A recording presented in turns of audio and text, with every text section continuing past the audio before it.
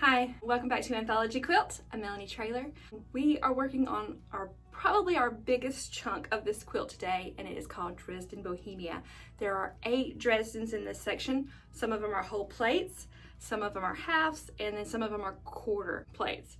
This is going to be very choose your own quilty adventure type. Just like that first inspiration collage we started with when working on this quilt, you can choose to make this as time consuming as you want. Obviously, the quickest method for you to get through this is to machine stitch everything, but if you choose to hand stitch, you can do that as well.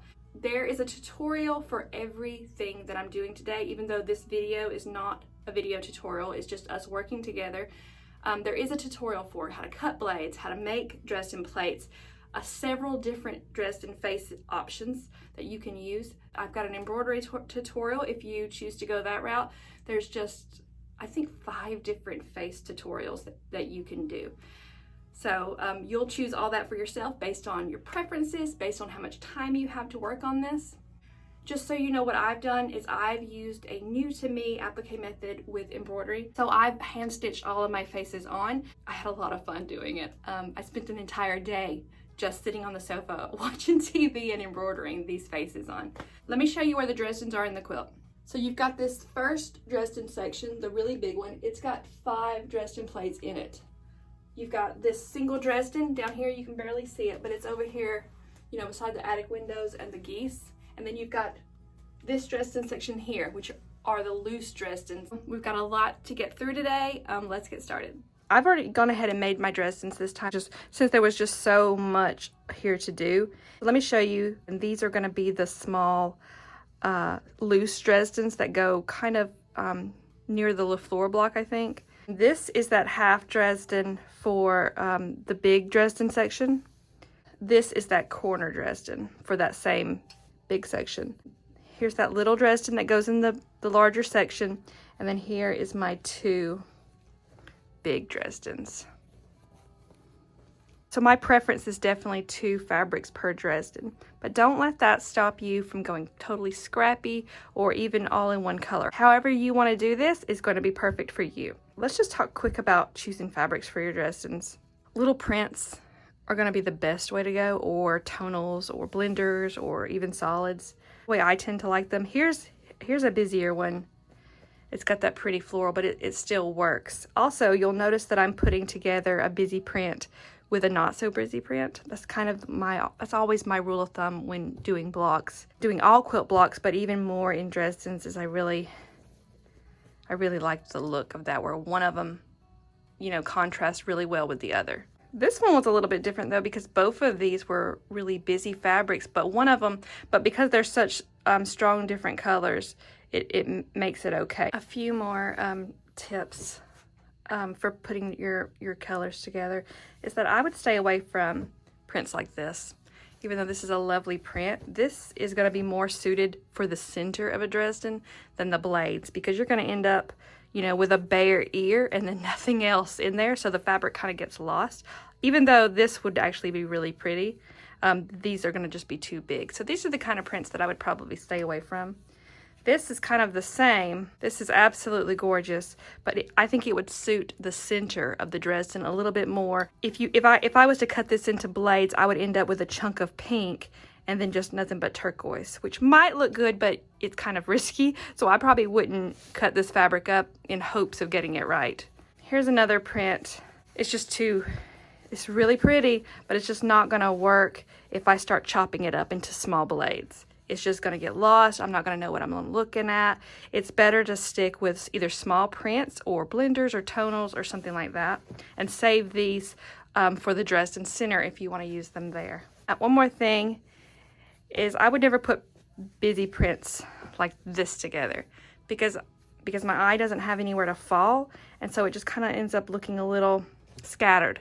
Not bad. There's always a place for scattered. I would just not put these together because they're just both look the same amount of busy, and so my eye has nowhere to fall. So here's that last single Dresden that I made, and this one goes just above inspiration collage. And I've chosen to use the hand embroidery as my applique method, and this is the first time that I've ever use this method on my Dresden plates, and I love doing it so much. I'm thinking I'm going to do it for all of them. There's a lot of Dresdens. Just in case you're interested, when I finish this quilt up and I go to machine quilt it, I'm going to dip in here and secure these a little bit more. So that will take care of this little bit of gap. But I loved doing this. I can't get over how much fun it was. And I think, especially with these really small ones, I think that I could get this done. Fingers crossed. Let me give you another example. This one isn't going in my Anthologie quilt, but this is an example of that adhesive that is in one of the applique methods. So you can see that that looks really nice too, really clean. And then this was really quick and easy and painless and didn't have me sitting around hand stitching a bunch. So this is an option too. I think the pattern has like 4 or 5 different options for you to choose your own applique method. That's going to be just completely up to you and your preferences. It's time to top stitch these. I am going to think about my background fabrics. So I'm going to go choose some fabrics, and then I'll show them to you. So I think for those loose Dresdens, I'm going to go with this peach. Where are they at? I think that would look nice. I think I'm going to do that for those. And then I've just pulled 5 low volumes that I'm going to cut the background squares for our large Dresden section. So I'm going to get all this pressed and cut, and then get to work. My squares that I'm going to go for the background of those loose Dresdens. So let's get everything pinned. Let's start with the loose. Okay, so let me just get these pinned. All right, so those are ready. And then let's do the big one. We'll just start with this corner up here and get this pinned. All pinned. So we got this half has got to go on the bottom. And I'm following the pattern of where these are placed, but feel free to move things around the way you want to. Just remember that the half has to go on an edge and the corner has to go in a corner.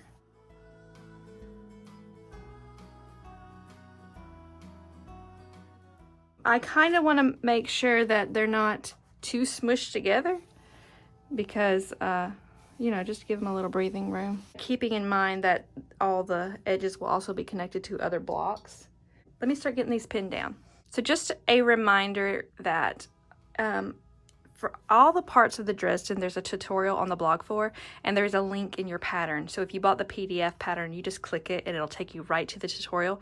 If you bought the paper pattern, you just want to copy that link and then paste it into your browser and it'll take you to the tutorial.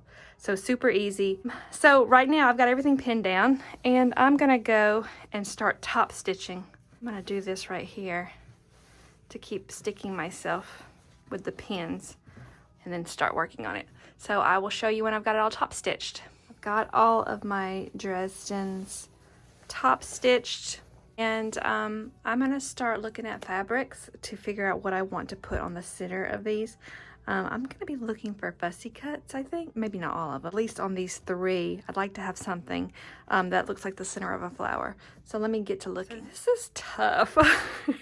It's fun to dig through your fabrics and see what you can find. Ideally, every single one of my Dresden faces has something that looks like a flower center on it, but I can't always find fabrics, and sometimes they're just not the right color, so it's just a constant back and forth. But I think I've got some ideas. I had this set aside for this quilt so I could applique that bird somewhere, but it might not end up working out, or I might end up adding it somewhere else in the quilt. It could be a Dresden center, but I really like this one, and I think this one would be really pretty for this particular Dresden, even though it's really dark. I'm worried about the darkness. Over here, I'm pretty settled on this little bouquet being the center for this Dresden plate because it just matches so nicely. So that's going to be that one for certain. I really like this, and I'd like to use it somewhere else in the quilt. I've only got a small bit left, so I really love that fabric. And I've got this fabric, and this is an old Amy Butler print. It's just got so many goodies in it that'd be perfect for applique. And I was thinking about cutting this little flower and then this little flower out and then just kind of overlapping them for this half Dresden plate, something like that. I'm not sure if that's going to work though, because it's at the bottom and I need to be careful about having anything hang over. So I may not use that for this and may find some other place for it. For this one up here, I'm thinking, I don't know, because it doesn't really, seems very busy. So I don't know. So I'm just sitting here kind of going back and forth with my fabric options and seeing what I've got. And they don't all have to be, you know, like this, because I am going to be embroidering most of mine. That's the applique method I'm choosing. So there's going to be, you know, something special about each of them anyway. So I need to keep that in mind when I choose. And so I'm going to go take some time and do this and get everything cut up and where I want it to be. And then I'll show you what it looks like when I'm done. We have made the decisions. So I did cut this one out. And because this is so pretty on the inside, I'll limit my embroidery on it to just the edges probably. And then when I go back to machine quilt later, I'll get in here and do that. For this one, I swapped to this fabric because I'm going to do some heavy embroidery on this one. I think I'm going to do a chain stitch all over. So that one will be pretty heavy. So I wanted a tonal for the background, so the design didn't really come into play at all. On this one, I went and got the edge. This was half a flower that was sitting on that fabric like it was meant to be right here. So I've cut that one out, and it's very similar to this gold and gold one.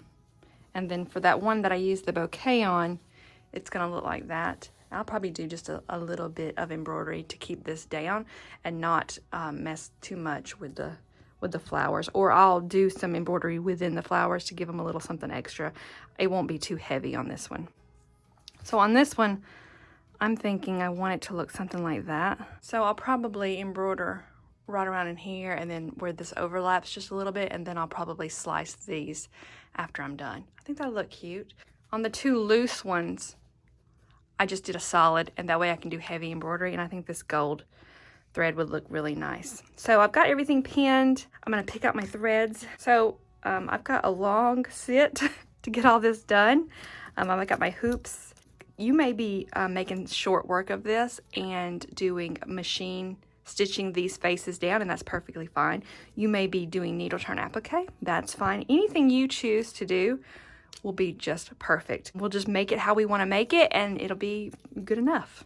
So I'm gonna go find a movie to watch, and then I'm gonna sit and do this. Hey. So I spent half a day on my sofa hand stitching this all in one day. You know, it counts as working. I did this. They look like little seeds, don't they? Oh. So these are the two loose ones. I'm about to give everything a good press, but I'm just gonna show you real fast. All right, so for this one, and it needs pressing, I just did around it, and then I did some French knots in the center of the flowers. For this half one, I went around it, and then I just did this little sashiko looking stitch right here just to add a little extra. This one's my favorite. It's just some chain stitches, and it's some French knots. I really love that color. I did the same thing on this one that I did on the half, just in different colors. I think I used like 4 different colors of thread. And this one I still got to cut off, but you get the idea. Let me get this pressed up, and then we'll start doing our quilt building. All right, so let's start some quilt building. I'm gonna put this big one aside, the 2 littles aside as well. We're gonna pull out our attic windows, geese, and the LaFleur. And this, a taller Dresden, the single Dresden, is gonna go right here beside attic and the geese. So I'm just gonna flip this over, get it pinned and sewn. All sewn on, and we're gonna press this towards that single Dresden. Let me press my seam. And then we've got a big chunk getting done today. So let's go and pull our inspiration collage section. And then we'll just get these two pinned together. And I'm off to sew them. All right, so I got that pieced and pressed. And here's what we're looking like now. It's getting lovelier. All right, so this section is gonna be done. Let's go and grab our large Dresden section and then our 9-patch and flying geese row. All right, so we're gonna do the same thing for this section that we did for the last, which is to fold each in half lengthwise and then just press to find your center. Do that for both of these pieces.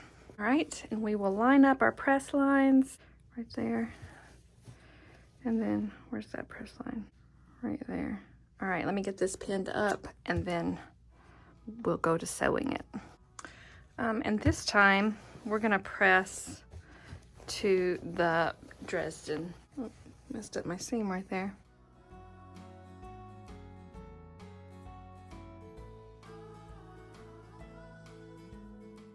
All right, so that is this section done. All right. So we're going to be doing a little 4-patch block. I thought that these were going to be like this, but I think in the pattern I've got them like this. That makes me think of Bad Girl Quilt. That's exactly the way, maybe that's why I like it so much. This is exactly the way I've got it in Bad Girl. I think I'm just going to do it like the pattern says. All right, and then we're gonna sew these two rows together and then sew the block together. So let me sew my rows together first. And let me press to set their seams. And then these are gonna get pressed towards the Dresden block. So this one's going this way, and then this one is going this way. All right, and then we'll nest up our seams, or seam. And then I'm going to sew this.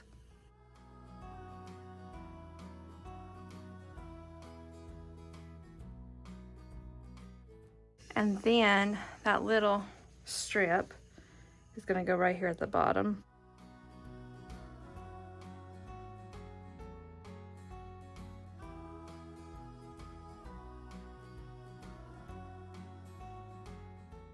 Go sew this up.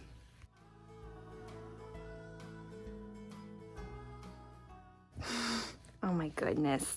I love this. I am having such a good time working on this quilt, and I really hope you too are enjoying working on Anthologie. So I will see you next week.